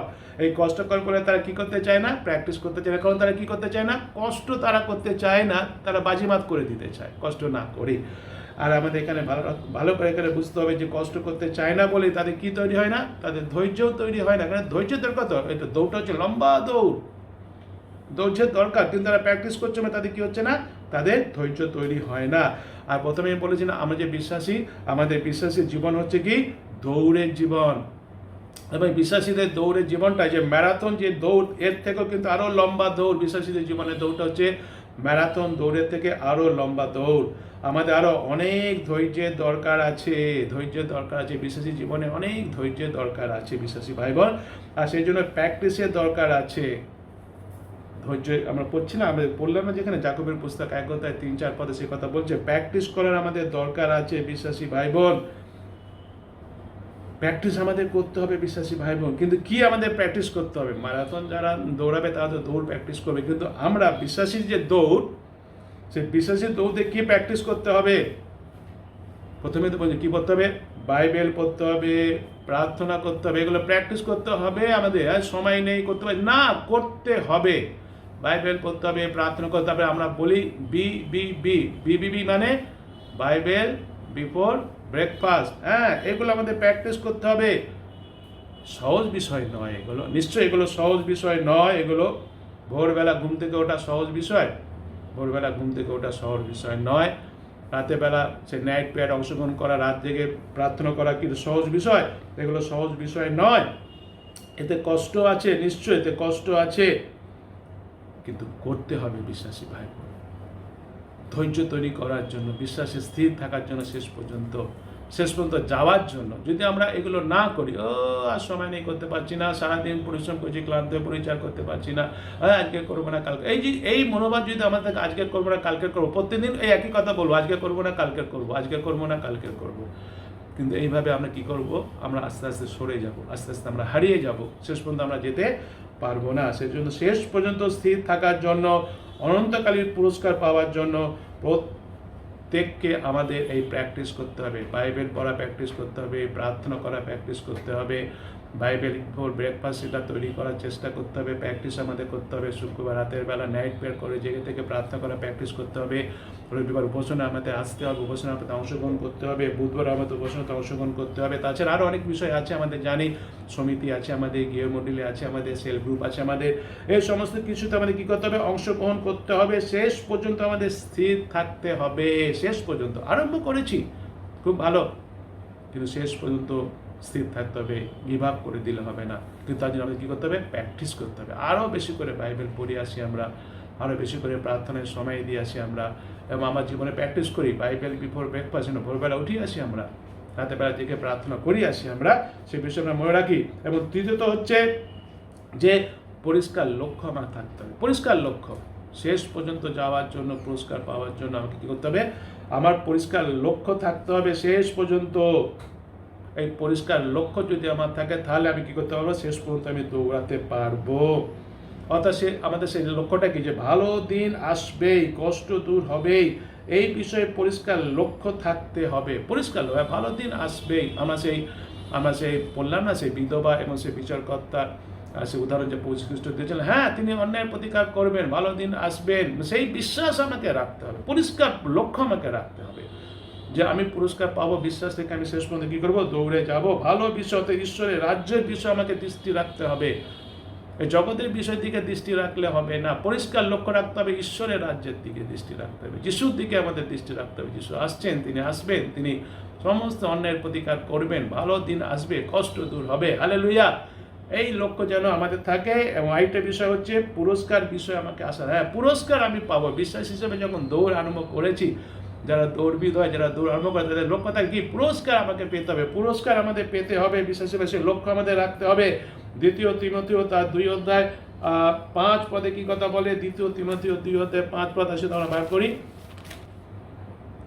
বলছে, আবার কোনো ব্যক্তি যদি মল্লযুদ্ধ করে, সে বিধিমত যুদ্ধ না করিলে মুকুটে বিভূষিত হয় না। অর্থাৎ এখানে আমাদের ভালো করে বুঝতে হবে যে যারা পুরস্কার পেতে চায় তারা কি করতে হবে? তাদের নিয়ম মেনে চলতে হবে, অনিয়ম করলে হবে না। অনেক সময় আমরা কি করি? অনেক সময় আমরা বিশ্বস্ততা পরিচয় দিই না। এই যে জাস্ট উদাহরণ দিয়ে বলছি, কাউকে কোনো আঘাত করার জন্য না। এই যে এখন আমরা উপাসনা আরাধনা করছি কোথায়? ঘরে বসে, তাই না? ঘরে বসে করছি, এবং ইউটিউবের মাধ্যমে আমাদের হচ্ছে, পাঠিয়ে দেওয়া হচ্ছে। ভালো করে বোঝার চেষ্টা করি আমরা কতটা বিশ্বস্ত। প্রথম থেকে শেষ পর্যন্ত আমরা অংশগ্রহণ করছি না, চালিয়ে দিয়ে আমরা চলে গেলাম, তারপরে এটা করলাম, ওটা করলাম, হ্যান করলাম, ত্যান করলাম, তারপরে আবার আসলাম। আমাদের কি হচ্ছে এখন? যেহেতু আমরা স্কুল আরম্ভ করতে পারিনি, ক্লাসে গিয়েছি, আমার জুমের মাধ্যমে হচ্ছে। এবং জুমের মাধ্যমে আমরা প্রতিদিন সকালবেলা আমাদের যত টিচার্সরা আছেন, স্টাফেরা আছেন, তাদের সাথে আমরা সকালে মিটিং করছি, প্রেয়ার মিটিং করছি আমরা। এবং সেজন্য কী করা হচ্ছে, জুমের মাধ্যমে করা হচ্ছে, অংশগ্রহণ করছি আমরা, খুব ভালো। এই অংশগ্রহণ করার ক্ষেত্রে আমরা কি সবাই বিশ্বস্ত থাকছি, বিশ্বস্ত হচ্ছি? অনেক সময় দেখা যায় কি, হ্যাঁ আমি অন করে দিয়ে গেলাম, আমার সেই অডিওটাকে আমি মিউট করে রেখেছি, ভিডিওটাকে আমি অফ করে রেখেছি, কিন্তু আমি অনলাইনে আছি, মনে চল, কিন্তু অনলাইনে আমি চলে গেছি, অন্য জায়গায় চলে গেছি। সেই জন্য বিশ্বাসী ভাই বোন, আমাদের অনিয়ম করলে হবে না, আমাদের নিয়ম মেনে চলতে হবে। কেননা তারা জানে যে নিয়ম মেনে না চললে তারা পুরস্কার পাবে না। হ্যাঁ, এই যে দৌড়বি যারা দৌড়াচ্ছে, সবাই যারা দৌড়ে তাদের একটা ট্র্যাক থাকে, তাই না? তাদের নিজেদের লাইনে দিয়ে দৌড়াতে হয়। কিন্তু দেখা গেল কোনো একজন এমনভাবে দৌড়ালো প্রথম, যে একদম সবার আগের কাছে, কিন্তু তার ট্র্যাকটাকে সে ছেড়ে অন্যজনের ট্র্যাকে ঢুকেছে, অন্যজনের লাইনে ঢুকেছে প্রথমে গেছে, কিন্তু সে ফার্স্ট হবে না, সে ডিসকুয়ালিফাইড হয়ে যাবে। আমাদের বিশ্বাসী জীবনটাও সেরকম। বিশ্বাসী ভাই বোন, আমাদের কী করতে হবে? আমাদের লক্ষ্যে স্থির থাকতে হবে। এবং সেই লক্ষ্যে স্থির থাকার জন্য চিটিংবাজ করলে হবে না, আমি ঠিক নিয়ে নেব, আমি ঠিক বাজিমাত করে দেবো না। বিশ্বস্ত হতে হবে, পরিশ্রমী হতে হবে, ধৈর্য তৈরি করতে হবে, বহুর পথে থাকতে হবে, সৎ পথে থাকতে হবে। জগৎ যেভাবে চলছে সেভাবে চললে হবে না। এই যে আমরা দৌড়াচ্ছি বিশ্বাসী ভাই বোন, আমরা মনে রাখি বিশ্বাসীদের দৌড়, হ্যাঁ আমাদের দৌড়। আমরা দেখি তো একটা বিষয় বলি, বিশ্বাসীদের দৌড় আমরা দেখি 1 করিন্থীয় আমরা বার করি। 1 করিন্থীয় তার 9 অধ্যায় 24 পদ কি কথা বলছে? 9 অধ্যায় 24 পদে বলছে, তোমরা কি জানো না যে দৌড়ের স্থলে যাহারা দৌড়ে তারা সকলে দৌড়ে, কিন্তু কেবল একজন পুরস্কার পায়। তোমরা এই রূপে দৌড়ো যেন পুরস্কার পাও। পুরস্কার পাওয়ার জন্য আমাদের দৌড়াতে হবে, কিন্তু পুরস্কার পাওয়ার জন্য আমাদের কী করতে হবে? কঠিন পরিশ্রম করতে হবে, ধৈর্য তৈরি আমাদের করতে হবে। হ্যাঁ, আমরা বিশ্বাসী দৌড়, আমরা দৌড়াচ্ছি, পুরস্কার পাবো, যীশু খ্রিস্টের কাছ থেকে আমরা পুরস্কার নিশ্চয়ই পাবো। কিন্তু আমরা তার জন্য কী করতে হবে? ফাঁকি মারলে হবে না, শর্টকাট করলে হবে না, আমাদের পরিশ্রম করতে হবে। আর এই যে আমরা দৌড়াচ্ছি, আমরা যদি মনে করি যে কোনো বাধা বিঘ্ন আসবে না, বাধা বিঘ্ন ছাড়া আমরা দৌড়ে পার হয়ে যাব, না, বাধা বিঘ্ন আসবে। গালাতীয় পুস্তক তার 5 অধ্যায় 7 পদ আমরা দেখি, গালাতীয় পুস্তক তার 5 অধ্যায় 7 পদে কি কথা বলছে? তোমরা সুন্দর রূপে দৌড়েতেছিলে, কে তোমাদেরকে বাধা দিল যে তোমরা সত্যের দ্বারা প্রবর্তিত হও না? এই যে বাধা, কে বাধা দিচ্ছে? শয়তান বাধা দিচ্ছে। কখন এই বাধাটা আসে? সবসময় বাধাটা আসে, কিন্তু বেশিরভাগ সময় বাধা আসে আমরা পরাজিত তখন, যখন আমরা কি করি না? বাইবেল পড়ি না, প্রার্থনা করি না। এই যে উত্তম জমিকে আমাদের তো চাষ করতে হবে, উত্তম বীজ তো আমরা ঈশ্বরের বাক্য পেয়েছি, ঈশ্বরের বাক্য হয়তো বুনেছি, কিন্তু প্রার্থনা করছি না। সেই জন্য কি হচ্ছে? বাক্য পড়ছি না, প্রার্থনা করি, তখন শয়তান এসে বীজ বুনে দিচ্ছে। আর শয়তান যে বীজ বুনে দিচ্ছে, সত্যের দ্বারা প্রবোধিত হচ্ছি না আমরা। সত্য যিশু, তাকে বাদ দিয়ে দিয়েছি, মিথ্যা। সেটা বাধা আসবে আমাদের, কিন্তু বাধা অতিক্রম করার জন্য আমাদের কি করতে হবে? বাইবেল পড়তে হবে, আমাদের প্রার্থনা করতে হবে। বাধা আসবে আমাদের জীবনে, বিশ্বাসী দৌড়ের জীবনে বাধা আসে, তথাপি বিশ্বাসী আমাদের মনে রাখতে হবে, তথাপি ছাড়বো না, লক্ষ্যে পৌঁছাবো। ছাড়বো না, লক্ষ্যে আমরা পৌঁছাবো। যদি আমরা দেখি ফিলিপিও পুস্তক ভাগ করি আমরা তার 3 অধ্যায় 13 এবং 14 পদ। ফিলিপিও 3 অধ্যায় 13-14 পদে বলছে, ভাতৃগণ, আমি যে তাহা ধরিয়াছি আপনার বিষয়ে এমন বিচার করি না, কিন্তু একটি কাজ করি, পশ্চাৎস্থিত বিষয় সকল ভুলিয়া গিয়া সম্মুখস্থ বিষয় চেষ্টায় একাগ্র হইয়া লক্ষ্যের অভিমুখে দৌড়িতে দৌড়িতে আমি খ্রিস্ট যিশুতে ঈশ্বরের কৃত উদ্ধতিকস্ত আহ্বানে পণ পাইবার জন্য যত্ন করিতেছি। হ্যাঁ, আমাদের দৌড়াতে হবে। বাধা দেবে, কিভাবে দৌড়বো আমরা? প্রার্থনা করে দৌড়বো আমরা, বাইবেল পাঠ করে দৌড়বো আমরা, বিবিবি বাইবেল বিফোর ব্রেকফাস্ট করে আমরা দৌড়াবো, নাইট প্রেয়ার করে আমরা শক্তিপ্রাপ্ত হবো, পবিত্র আত্মার কাছে সমর্পিত হবো আমরা। যতই বাধা দেওয়ার চেষ্টা করবো না শয়তান, আমরা ততই আমরা কি করবো? দৌড়াবো। শেষ পর্যন্ত আমাদের পৌঁছাতে হবে, শেষ পর্যন্ত। আমরা সেটা পাঠ করলাম, সে 2 তিমথিও আমরা দেখি 4 অধ্যায় 7 পদ। 2 তিমথিও 4 অধ্যায় 7 পদে কি কথা বলছে? আমি উত্তম যুদ্ধে প্রাণপণ করিয়াছি, নিরূপিত পথে শেষ পর্যন্ত দৌড়ে আছি, বিশ্বাস রক্ষা করিয়াছি। হ্যাঁ, আমাদের কি করতে হবে? শেষ পর্যন্ত দৌড়াতে হবে বিশ্বাসী ভাই বোন।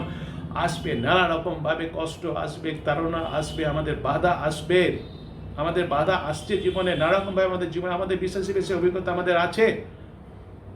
এই যে মণ্ডলী পরিচালনা করছি আমরা ঈশ্বর অনুগ্রহতে, মিশন পরিচালনা করছি আমরা ঈশ্বর অনুগ্রহতে, প্রথম থেকে যখন আরম্ভ করেছিলাম আমরা জানি কত বাধা এসেছিল। বাধা আসবে, শয়তান বাধা দেবে। ঈশ্বরের রাজ্য প্রতিষ্ঠা শয়তান কখনো চায় না জগতের মধ্যে নানা রকম বিষয় যেগুলো আমাদের বাধা দেবে, বাধা আমাদের দেবে, কিন্তু আমাকে লক্ষ্যে স্থির থাকতে হবে, আমি শেষ পর্যন্ত পৌঁছাবো।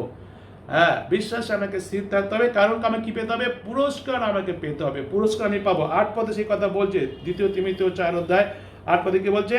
এখন অবধি আমার নিমিত্ত ধার্মিকতার মুকুট তোলা রইয়াছে, প্রভু সেই ধর্মময় বিচারকর্তা সেই দিন আমাকে তাহা দিবেন। কেবল আমাকে নয়, বরং যত লোক তাহার প্রকাশ প্রাপ্তি ভালোবাসিয়াছে সেই সকলকে দেবেন। যত লোক তার প্রকাশ প্রাপ্তি মানে কি? যীশু খ্রিস্টের দ্বিতীয় আগমন পর্যন্ত আমরা প্রত্যেকটা বিশ্বাস ভাই বোন যতজন আমরা বিশ্বাসে স্থির থাকবো, যতই বাধা আসুক কেন, বিশ্বাসে দৌড় আমরা আরম্ভ করেছি, প্রথমে আরম্ভ করেছিলাম আমরা আমরা বিশ্বাসে দৌড় আমরা আরম্ভ করেছি। মাঝ পথে যেন আমরা হারিয়ে না যাই, মাঝ পথ থেকে যেন আমরা সরে যেন না যাই, গিভ আপ যেন আমরা না করি। যিশুকে বিশ্বাস করে আমরা দৌড় আরম্ভ করেছি, আমরা ভালো করেছি। হ্যাঁ, নিশ্চয় যিশুকে বিশ্বাস করা হচ্ছে সব থেকে ভালো বিষয়। বিশ্বাস করে আমরা বিশ্বাসী হয়েছি, বিশ্বাসী দৌড় আমরা আরম্ভ করছি। ম্যারাথন দৌড় থেকে আরো লম্বা দৌড়, এটা আরো লম্বা দৌড়। অনেক বাধা আছে, অনেক কষ্ট আছে, অনেক তাড়না আছে, প্রলোভন আছে। এই জগতে একদম প্রলোভনে ভরে গেছে। শয়তান এসে প্রথম প্রলোভন দেখিয়েছিল আদম হওয়াকে ঈশ্বরের সমান হওয়ার জন্য, ফল খেয়ে নাও। আজকে শয়তান আমাদের প্রলোভন নানাভাবে দেখাচ্ছে, টাকা পয়সা এই সমস্ত বিষয়ে প্রলোভন দেখাচ্ছে, পজিশন এই সমস্ত বিষয়ে প্রলোভন দেখাচ্ছে, ক্ষমতা এই সমস্ত বিষয়ে প্রলোভন দেখাচ্ছে, নানা রকম প্রলোভন শয়তান আমাদের দেখাচ্ছে। শয়তানের প্রলোভনে প্রলোভিত হলে হবে না, তাহলে কিন্তু আমরা হেরে যাব। তাহলে কিন্তু আমরা মানসিক উদ্দেশ্যে বীজ বপন করবো আমরা, এবং তার মধ্যে ফল পাবো যে আমরা, তা নয়, ফল পাবো আমরা, কিন্তু সে ফল চিরস্থায়ী হবে না। কিন্তু আসি আমরা আত্মার উদ্দেশ্যে বীজ বপন করি, আত্মাকে নিজেদের সমর্পণ করি, ঈশ্বরের বাক্য আমরা পাঠ করি, বাইবেল আমরা পড়ি, আমাদের দৌড় আসি আমরা শেষ করি, শেষ পর্যন্ত আমরা বিশ্বাসে স্থির থাকি এবং ঈশ্বরের কাছ থেকে পুরস্কার পাই, সুখে থাকি, শান্তি থাকি, আনন্দে থাকি। ঈশ্বর আমাদের প্রত্যেককে সেভাবে আশীর্বাদ করুন। Hallelujah, amen. সবাইকে জানাই জয় যিশু।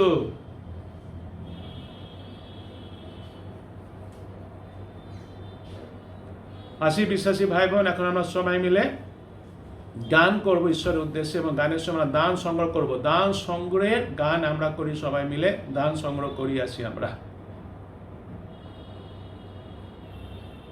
আসি বিশ্বাসী ভাই বোন, যে ঈশ্বরকে ধন্যবাদ দিই। আমরা আমাদের উপাসনা, রবি উপাসনা শেষ পর্যায়ে আমরা পৌঁছেছি। আমরা দান সংগ্রহ করেছি। আসি যে দান আমরা নিয়ে এসেছি ঈশ্বরের কাছে, সেটা আমি প্রার্থনা করি, তার কাছে উৎসর্গ করি। তাই প্রভুর প্রার্থনা করব সবাই মিলে একসাথে।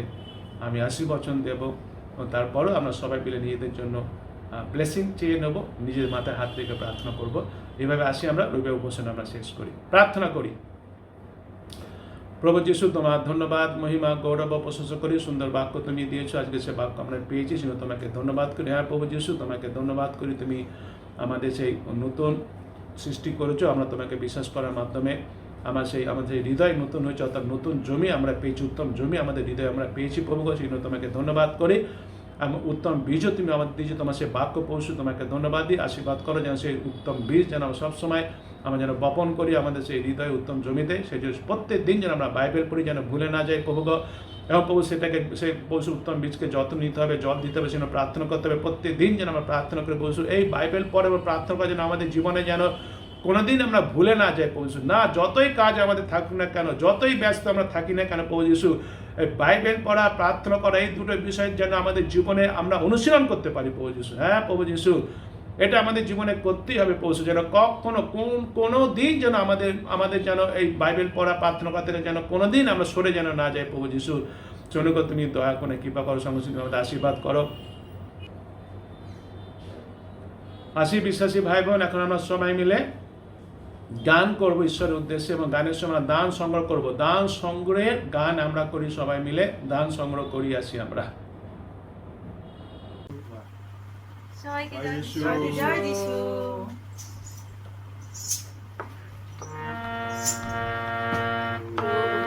তোমার চরণ তলে এই জীবন দিতে চাই, সেটাই শুধু আমরা সবাই অমর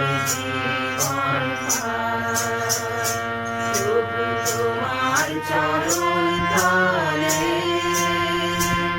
এ জীবন দিতে চাই সেটাই শুধু আমরা সবাই অমর জীবন পাই প্রভু তোমার চরণ তলে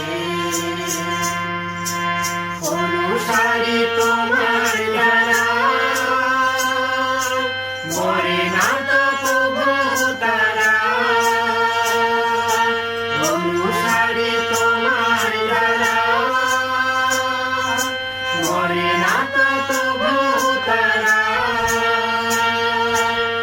রূপান্তর ঘটে তারে রূপান্তর ঘটে তারে জানি মোরা তাই জানি মোরা তাই প্রভু তোমার চরণ তলে এ জীবন দিতে চাই সেটাই শুধু আমরা সবাই অমর জীবন পাই প্রভু তোমার চরণ তলে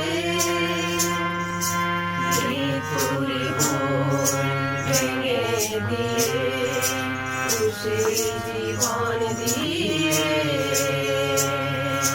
করলে সমন তুমি দমন করলে সমন তুমি দমন মৃত্যুর জয়ী হয়ে মৃত্যুর ঘোর ভেঙে দিয়ে খুশি জীবন দিয়ে করলে সমন তুমি দমন করলে সমন তুমি দমন মৃত্যুর জয়ী হয়ে আশা দিলে দোষবারে যাবে তুমি অমর করে আশা দিলে দোষবারে যাবে তুমি অমর করে যিশু তোমার গড়া ঘরে যিশু তোমার গড়া ঘরে প্রিয় মোদের ঠাই প্রিয় মোদের ঠাই প্রভু তোমার চরণ তলে দিতে চাই সেটাই শুধু আমরা সবাই অমর জীবন পাই প্রভু তোমার চরণ তলে প্রভু তোমার চরণ তলে প্রভু তোমার চরণ তলে জয় যিশু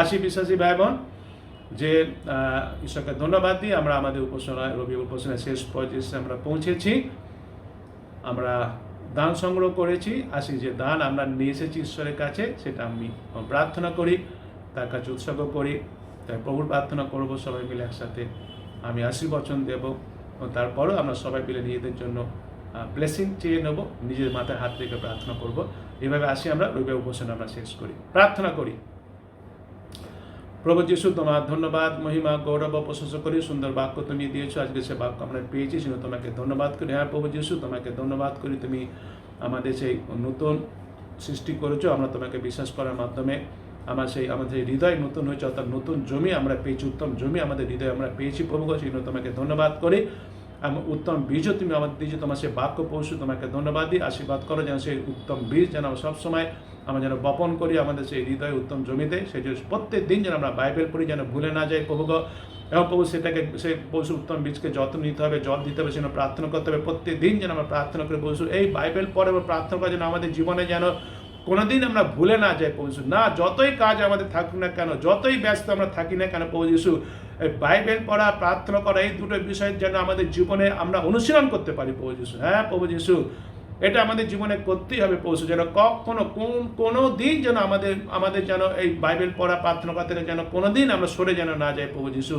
চলুক তুমি দয়া করে কৃপা করো, সঙ্গে সঙ্গে আমাদের আশীর্বাদ করো, যেন অন্যান্য দিনও প্রভু যিশু আমরা আরম্ভ রাতের বেলা যেন প্রার্থনা করতে পারি প্রভু যিশু। বিশেষ করে প্রভু যিশু আমরা শিখেছি সে বি বাইবেল বিফোর ব্রেকফাস্ট যেন প্রভু যিশু, হ্যাঁ আমরা যেন প্রভু যিশু খাওয়া দাওয়া সকালে করার পূর্বে যেন আমরা প্রভু যিশু বাইবেল যেন পড়ি, তোমার সাথে যেন কথা, বাইবেল পড়া মানে তোমার সাথে কথা বলা প্রভু গো।